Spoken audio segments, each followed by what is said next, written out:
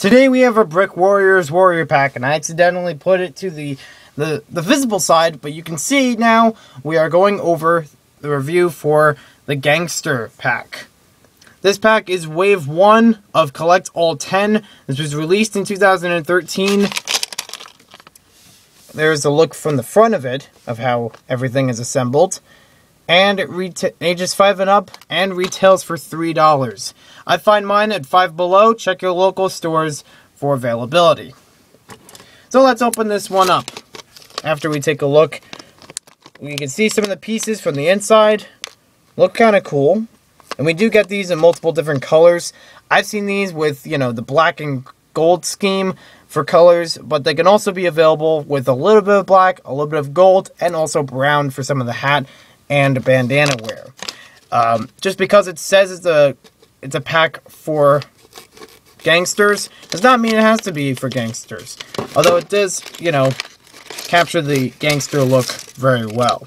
It could be a side pack for cowboys, because we already had a bandito pack. This one could be an alternative cowboy one if you customize it a little bit with certain pieces. So we'll take a look at each of those pieces right now. First one we have is the bandana. This is a nice one to use. We don't get it too often in that color anymore when it comes to LEGO products. It used to be more available, but it's nice to see it in this style for Brick Warriors. Next up we have a golden pistol. Very small looking pistol. Very well detailed, may I add. You can see very closely, even the barrel of it is shown well, and all the smaller points are well detailed on this mold, so I give them very much credit for that. It's not an easy thing to sculpt. Next up we have a stick of Dynamite. Now, I don't know of Dynamite coming in any other color than red, and even if it always comes in the color red, but I do like the idea of a black Dynamite. It might provide some ideas for other mocks and what else you could do with this piece. It also looks nice as just a single stick of Dynamite, because usually from LEGO you get either the 1x2 printed piece, which shows Dynamite on it, or more modernly, you get the large bundle of Dynamite. For example, on Wily Fusebot, you get a large bundle of Dynamite. What if you only want one piece? This is a good way to get that one piece. Next up, we have a semi-automatic rifle. I do apologize if it's not completely accurate as far as guns go. I'm not familiar with different types of guns, but I do like how this design is. Again, I give them credit for a lot of the small details in here to make it look pretty real. And it also has enough space in the back to hold it for a minifigure. Next up, we have your classic Tommy gun. This is the one you can see very distinctly with that wheel underneath to hold ammo.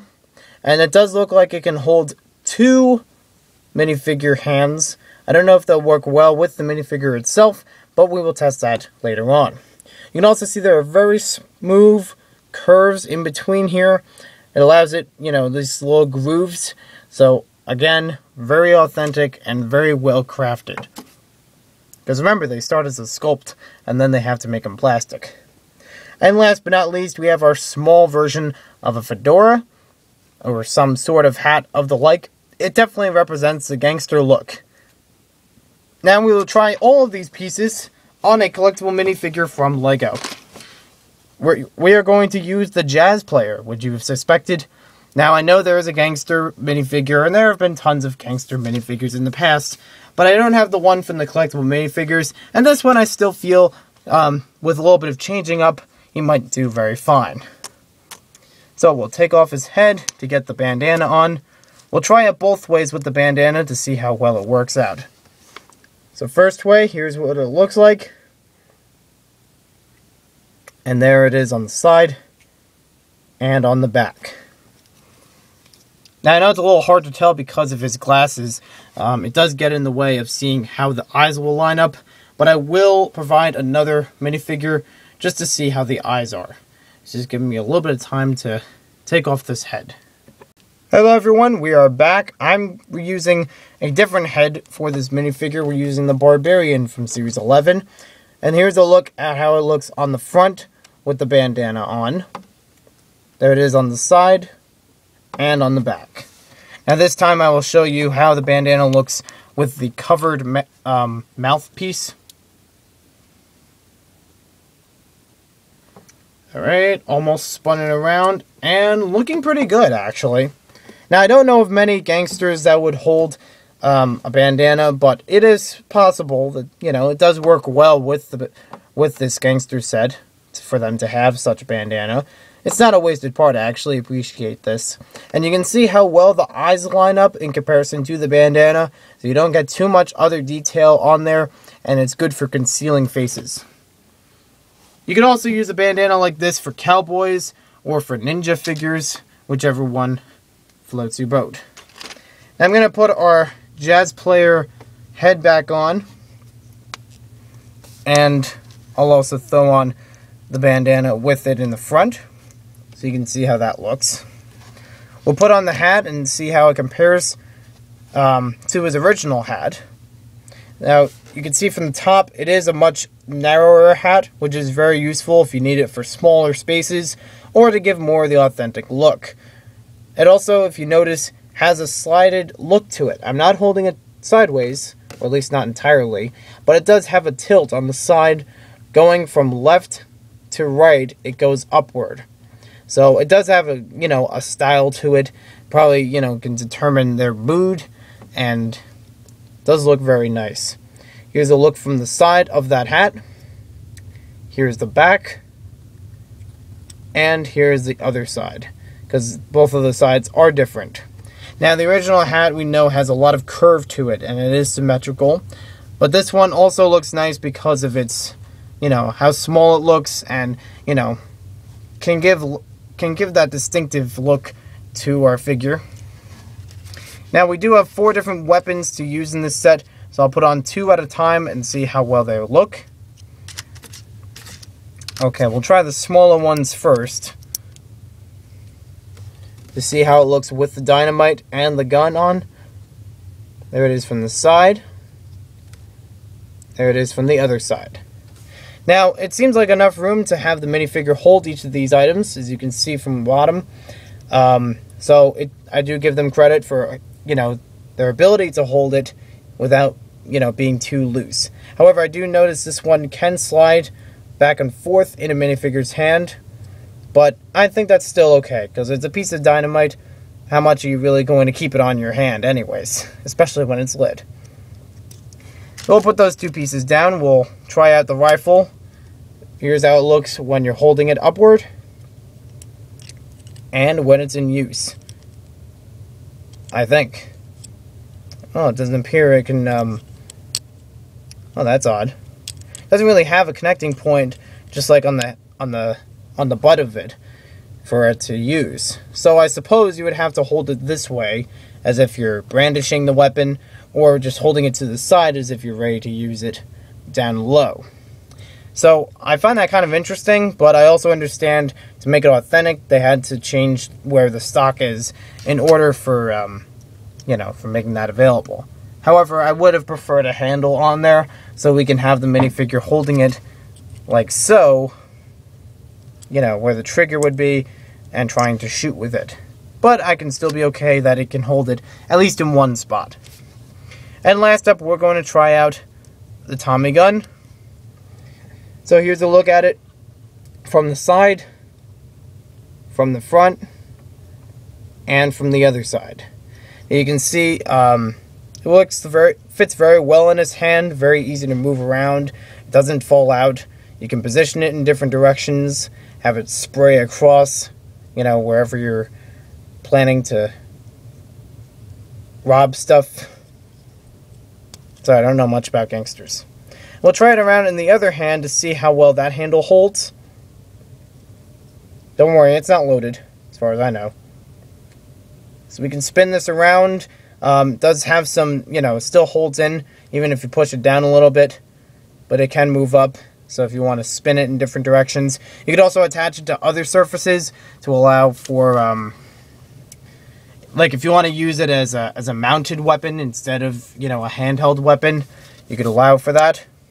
And now, for the last part, I would like to see if we can hold this in the 2 hands of the minifigure. So I'm going to move the hands up a little bit so they get closer to the gun. And come on. Let's see how this works. Okay, so there is a little bit of room for us to hold it in his hand. However, a lot of it will be blocking his face, so you can't have it as a weapon to push a door down or, you know, to use much as a weapon unless you were going over and bam, bashing it on top of someone's head. Or you could have it so that they're facing on the side, but it may pop off like you just saw. So a lot of it will be covering his face. It gets very, very hard to put it into place and hold it properly. Because as you can see on the side, that's as probably best as I can get for it to look. There's the front again, and there's the other side. Now you could have the minifigure's head turned so that you have them in the direction from where they're shooting if they were to shoot sideways. But the thing is, as you saw, it will pop off. You'll need to change the minifigure's head before inserting the piece on. So it does get a little bit in the way of things if you try to, you know, hold it with two hands. I know it's, you know, a lot of these guns in general could be held well in two hands, but cannot always be made that way for minifigures. So there's a look at him with shooting from the side. And again, it's mainly, that's as low as you can get for the minifigure's hands to work. It's a slight bit illegal because this arm is bending inward and trying to meet up with the weapon, because that's how it would look if it were separate. But we kind of force it inward just a little bit in order for that connection to happen. So, overall, let me put the bandage, what am I trying to say? The bandana back on him, or back in the place. So, overall, what do I think of this Gangster figure pack? It actually seems pretty cool. I like a lot of the weapons with it. Very well detailed for, you know, such fine details. I would have preferred, I'm okay if we can't fit the Tommy gun in both hands of the minifigure. I understand that's a very hard thing to allow, especially for the kind of size that it's trying to represent. I understand that it can be a little bit difficult to make it stretch over, but I'm still okay with it being held in one hand. I would prefer a little bit if this was held in two hands, although it would take away some of the authenticity. That also happens with our Tommy gun. We don't get the entire, you know, trigger scene. We only get part of it seen, because we had to take away some detail in order to make it minifigure compatible. It's still, all of these weapons are still working well with the minifigure. I really like how the hat is, and even if you get the brown pack of it, this would make for, you know, some interesting ideas for cowboy figures, as I mentioned earlier. So, not a bad pack. It was still worth getting. So thanks for watching this video. Hope you guys enjoyed it. Link in the description for more, and I'll see you later.